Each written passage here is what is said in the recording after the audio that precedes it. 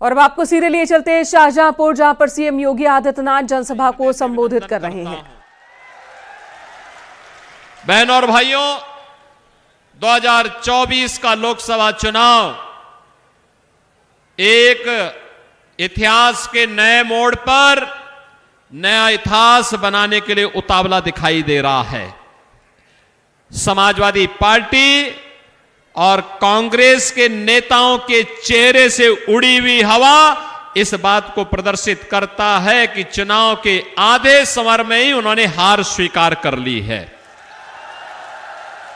बहनों और भाइयों, यह हार तो होनी ही थी। उनकी हार शाश्वत सत्य है, क्योंकि हमारा इतिहास गवाह है, हमारा इतिहास गवाह है, कितना भी बड़ा क्यों न रहा हो, कितना ही शक्तिशाली क्यों न रहा हो, लेकिन अगर रामद्रोही है तो उसका पतन सुनिश्चित हुआ है। राम भक्त है तो हनुमान भी देवत्व की स्थिति में पहुंच करके लोक बंदे हो गए, लोक पूज्य हो गए।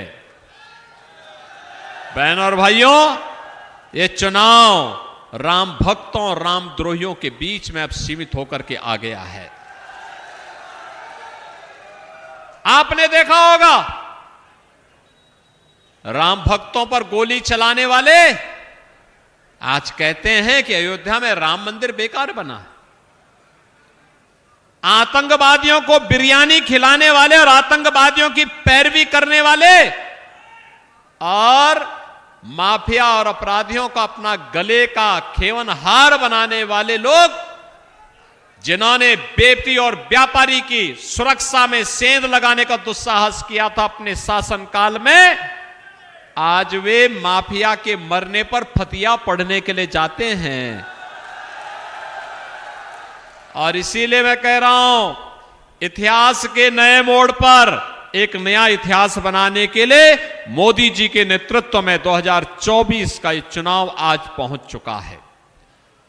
बहनों और भाइयों, लगभग आधा चुनाव संपन्न हो चुका है।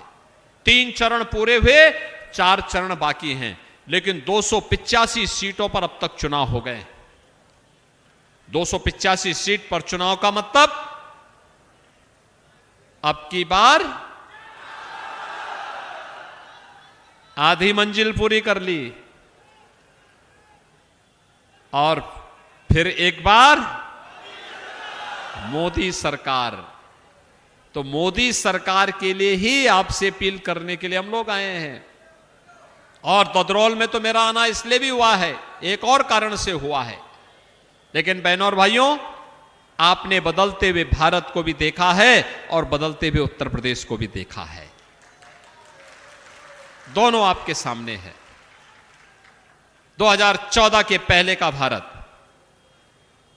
दुनिया में सम्मान नहीं था, सुरक्षा तार तार थी, आतंकवाद और नक्सलवाद सिर चढ़ करके बोल रहा था, विकास के कार्य ठप पड़े थे, भ्रष्टाचार चरम पर था और गरीब कल्याणकारी योजनाओं का लाभ गरीबों को नहीं मिल पाता था।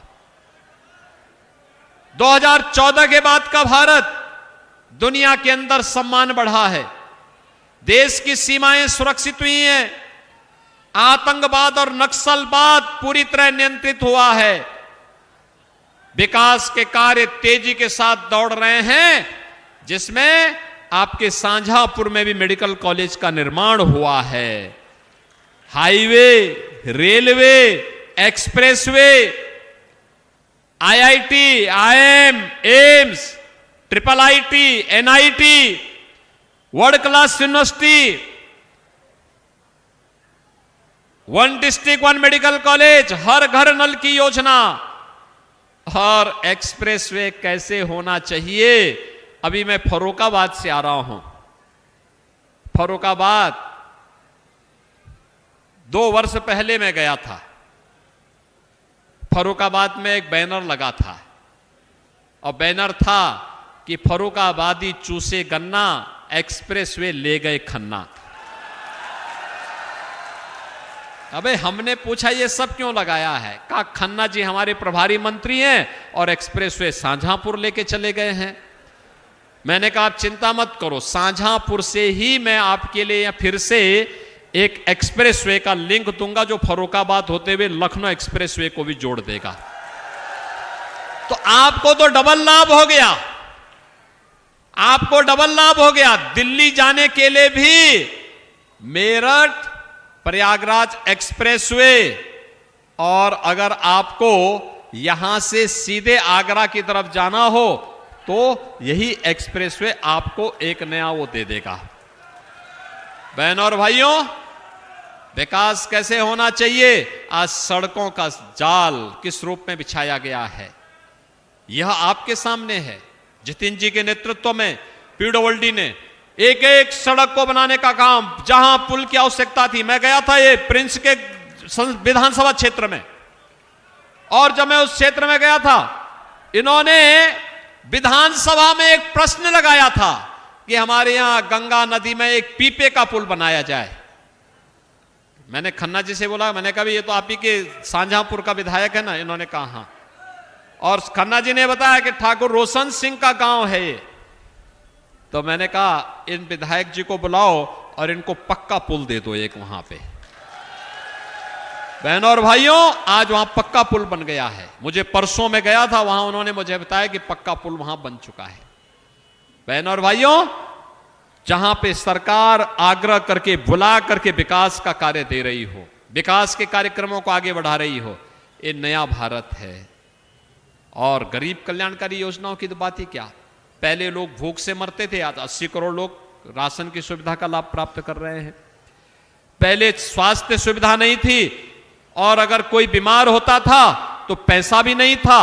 आज 5 लाख रुपए की सुविधा हर वर्ष 60 करोड़ लोगों को देश में मिल रही है। और यूपी में तो हमने व्यवस्था की, कोई गरीब बीमार हो जाता है, आयुष्मान कार्ड नहीं है तो मैं कहता हूं विधायक, सांसद, पूर्व विधायक, पूर्व सांसद, कोई पदाधिकारी, कोई नहीं, पीड़ित स्वयं ही पत्र भी लिख देता है, हम उसको पैसा उसके खाते में भेज के कहते हैं भैया ये उपचार करा लो, निश्चिंत होकर उपचार कराना, चिंता मत करना, चिंता सरकार करेगी, क्योंकि ये पैसा मेरे घर का नहीं है, आप ही का पैसा है। और आपका पैसा आपके उपचार में खर्च हो जाए तो इससे बड़ी खुशी की बात और क्या हो सकती है। बहनों और भाइयों, इसके लिए हम सफल इसलिए हुए क्योंकि मोदी जी ने हर गरीब का खाता खोल दिया है। जनधन अकाउंट, पैसा सीधे गरीब के खाते में जाता है। बहनों और भाइयों, किसान को किसान सम्मान निधि, गरीब के घर में शौचालय, हर गरीब के घर में रसोई गैस का सिलेंडर, हर गरीब को मकान मिल गया, हर गरीब के घर में बिजली का कनेक्शन मिल गया, और सहकारिता के माध्यम से आर्थिक स्वावलंबन का मार्ग भी यही शाहजहांपुर से जेपीएस राठौर भी उस कार्यक्रम को आगे बढ़ा रहे हैं। बहनों और भाइयों, एक साथ कैसे विकास के कार्यक्रम आगे होने और गरीब कल्याण योजनाएं कैसे बढ़ सकती हैं, यह तो चल ही रहा है, साथ साथ यह भी चल रहा है कैसे हम लोग हर एक व्यक्ति को सुरक्षा का बेहतर माहौल दे सके। आपने पिछले 7 वर्ष में यूपी में कहीं दंगे का नाम सुना है क्या? आज दंगा नहीं होता है। कर्फ्यू का नाम सुना है यूपी में? अब कर्फ्यू नहीं लगता है, अब तो कावड़ यात्रा निकलती है धूम धड़ाके के साथ में। बहनों और भाइयों, अब तो माफिया और अपराधी अपने गले में तख्ती लटका करके चलते हैं, कहते हैं कि एक बार बस जान बकस दो, हम ठेला लगा करके परिवार का पेट भर देंगे, किसी से रंगदारी नहीं वसूली करेंगे। बहनों और भाइयों, ये इसलिए जिससे हमारे नौजवान के हाथ में तमंचा नहीं बल्कि टैबलेट आए और स्मार्ट यूथ के रूप में दुनिया को नेतृत्व दे सके। ये माहौल इसलिए जिससे हर बेटी सुरक्षित हो सके, ये इसलिए हर अन्नदाता किसान खुशहाल हो सके, हर व्यापारी को अपने व्यापार को आगे बढ़ाने का अवसर प्राप्त हो सके, इसके लिए सरकार काम कर रही है। बहनों और भाइयों, ये भी है और आपकी विरासत का सम्मान। विरासत का सम्मान क्या होता है? यही है, अयोध्या में रामलला का भव्य मंदिर बन गया है। ये राम भक्ति ही बना सकते थे। काशी में काशी विश्वनाथ धाम बन गया है, और शाहजहांपुर में हनुमत धाम भी, वहां पे रोपवे जाने जा रहा है, परशुराम धाम भी, और साथ साथ यहां पर पंडित राम प्रसाद बिस्मिल, अस्फाउल्लाह खां, ठाकुर रोशन सिंह का भव्य म्यूजियम और स्मारक भी शाहजहांपुर में बन गया है। बहनों और भाइयों, यह है विरासत के प्रति सम्मान। जिन लोगों ने अपने स्वयं के पूर्वजों को जो धक्का देके बाहर करते हो, उन लोगों से विरासत के सम्मान की बात बेमानी है। और मैं आपसे यही कहने के लिए आया हूं, भारतीय जनता पार्टी विरासत और विकास दोनों को एक साथ जोड़ करके भारत को दुनिया की सबसे बड़ी ताकत के रूप में स्थापित करना चाहती है। और इसके लिए ये जो काम है, जो परिवर्तन हुआ है, ये मोदी जी का चमत्कारिक यशस्वी नेतृत्व है। और इसीलिए 2024 का ये चुनाव इतिहास के जिस मोड़ पर खड़ा हो चुका है, वो नया इतिहास बना करके रहेगा। और उस नए इतिहास के लिए आपका आह्वान करने के लिए आज मैं आपके बीच आया हूं। बहनों और भाइयों, से अरुण कुमार सागर को लोकसभा चुनाव में आपका आशीर्वाद प्राप्त होगा, ये तो मुझे पक्का तय है कि आप अपना आशीर्वाद देंगे। लेकिन ददरौल में अरुण कुमार सागर के साथ ही स्वर्गीय मानवेंद्र सिंह जी की इस विरासत को से अरविंद कुमार सिंह को भारतीय जनता पार्टी ने प्रत्याशी बनाकर के उतारा है।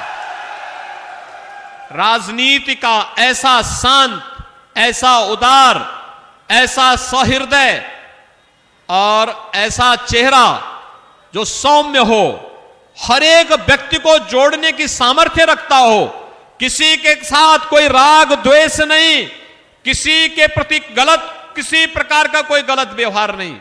सचमुच हम लोगों का अंतःकरण रोया था जब हम लोगों को, मुझे तो पहले जानकारी मिली कि मानवेंद्र सिंह जी अस्वस्थ हैं। मैंने फोन किया, वे दिल्ली उपचार करने के लिए हॉस्पिटल में थे। मैंने उनसे हालचाल पूछा, मैंने कहा तबियत कैसी है? उन्होंने कहा पहले से कुछ आराम तो है, लेकिन बिगड़ गई थी तबियत। फिर थोड़ी सी राहत मिली, लखनऊ वे मिलने के लिए आए। लेकिन बहनों और भाइयों, किसी को नहीं पता था कि असमय चले जाए, असमय चले जाए। एक ही चिंता थी उनकी, केवल और केवल ददरौल और शाहजहांपुर के विकास के कार्यक्रमों को आगे बढ़ा ले, और पूरी सम्मान और श्रद्धा का भाव रखते थे हर व्यक्ति के प्रति।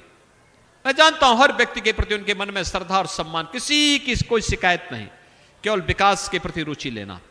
और बहनों और भाइयों, इस समृद्ध विरासत को आज आगे बढ़ाने के लिए भारतीय जनता पार्टी ने श्री अरविंद कुमार सिंह को कमल चुनाव चिन्ह पर विधानसभा उपचुनाव में आपके बीच उतारा है। यानी दोनों कमल हैं, लोकसभा चुनाव में भी कमल का फूल और विधानसभा के उपचुनाव में भी कमल का फूल। और इसके लिए मैं आपके पास आया हूं आपसे कहने के लिए, इन दोनों प्रत्याशियों को, से अरुण कुमार सागर को और श्री अरविंद कुमार सिंह को, इन दोनों को आपका आशीर्वाद प्राप्त होगा, प्राप्त होगा, प्राप्त होगा। बहन और भाइयों, इसके लिए आपको घर घर जाना पड़ेगा। देखो, चुनाव के दौरान यह उम्मीद करना कि प्रत्याशी घर घर जाए बहुत कठिन होता है, बहुत कठिन होता है। और इसके लिए आपको घर घर जाना होगा। आप जाएंगे? मोदी जी की और मेरी अपील घर घर पहुंचाएंगे। सबको बोलना कि हम लोग विरासत और विकास, सुरक्षा और सम्मान और आपकी समृद्धि के लिए और आत्मनिर्भर और विकसित भारत के लिए आपका आशीर्वाद चाहते हैं। और इसके लिए कमल का फूल आपके पास है। आप लोग समर्थन करेंगे ना? जनता जनार्दन से आशीर्वाद मांगेंगे ना? इन दोनों को भारी बहुमत से विजयी बना के भेजेंगे, भेजेंगे। दोनों हाथ उठा करके इधर रेलवे की तरफ जो लोग हैं इधर भी थोड़ा बता करके मुझे बताओ, सड़क की तरफ लोग हैं इधर भी हैं, सभी लोग बताएंगे, सब लोग करेंगे, जिता के भेजेंगे, पक्का ना? तो बहनों और भाइयों 13 मई को कमल ही कमल खिलना चाहिए, दिखना चाहिए, खिलाएंगे, रामद्रोहियों को जवाब देंगे, विकसित भारत का निर्माण करेंगे। तो फिर मेरे साथ बोलेंगे भारत माता की, भारत माता की, भारत माता की।